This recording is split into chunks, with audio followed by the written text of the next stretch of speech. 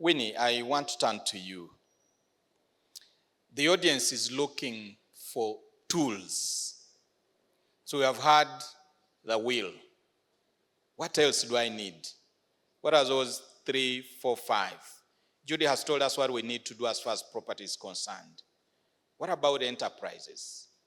What are those tools that we need to have to be able to build for sustainability? If you can just walk us through as a wealth manager. And remember what I said earlier. You are the estate. So we deal with you through the will.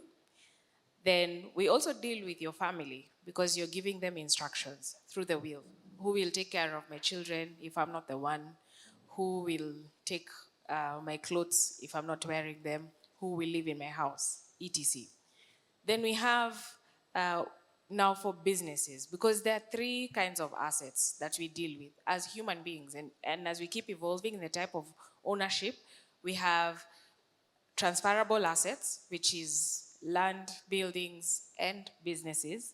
We have assignable assets, and assignable assets are so many, where instead of noting your next of kin, which I'm so glad Alan said, it's literally a contact person. Next of kin does not mean beneficiary. So your assignable assets is what grants beneficial interest. So you have different types of assignable assets, including your retirement benefits and your life insurance benefits. Then you have the third kind, the assets that cannot be moved away from you until you die. Those are personal assets. They're non-assignable, they're non-transferable, they only belong to you until you no longer are there to own it. So for transferable assets, and if as a family you're running a business, it's very important to do what Don mentioned earlier. Professionalize the business. You start by making it an entity, formalizing it into a company.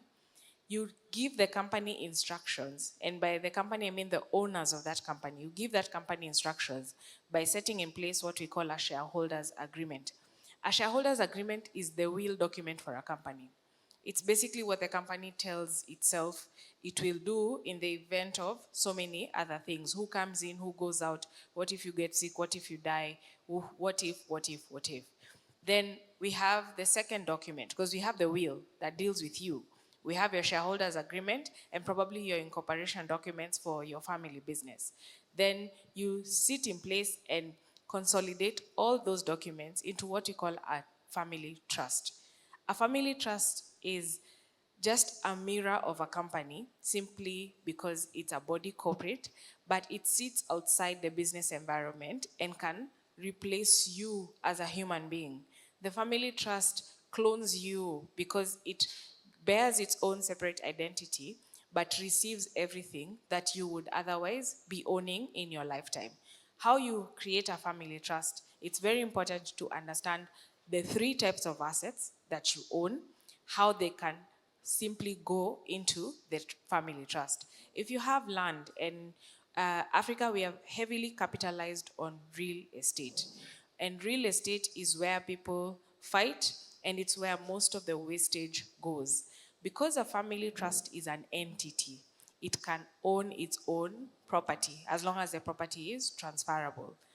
When we say you formalize your business, even that business can be owned by the trust. The trust can sit in the place of shareholders and participate in preparing what we call a shareholders agreement. So it will be talking to the people in the trust that this is the company we've set up. We are the owners of the company.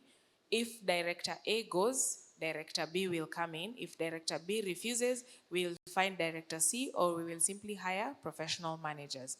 The last but not the least tool that you have in the whole of estate planning conversations, because I hope you caught all the documents. You have the will, you have a shareholders agreement, you have a trust, which is created through a trust deed. Then we have what we call a lasting power of attorney. A lasting power of attorney is, it's a simple version of writing your will in your lifetime. Who decides when you can't?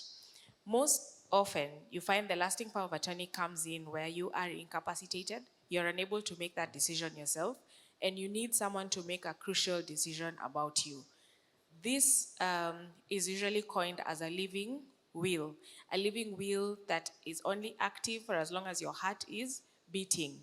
Maybe your mind is not working properly, or you are undergoing a certain treatment, you're unconscious. And we get a lot more of those questions coming in the recent decade. Why? We don't want to be resuscitated for some of us.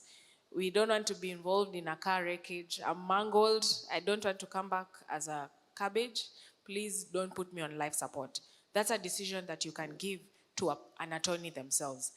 If you don't want to be hospitalized in one institution versus another, if you don't want to receive home-based care, if you don't want to go into hospice, if you don't want this person to pay a hospital bill in the hundreds of millions, you make that decision so that you don't cripple your family when they're unable to let go of you. Because a lasting power of attorney allows them, one, access to your accounts and access to certain places where you're the only decision maker. And then two, allows them to make the decisions about you when it matters. Most people are afraid of giving up control in estate planning. That documentation program is your way of testing who can gain control without actually receiving it. So you're testing them by saying, you will get this and this only if this happens to me. So those are the 4 most basic documents we work with as you're setting your family business up and you're setting your family up for success and generational wealth transfer.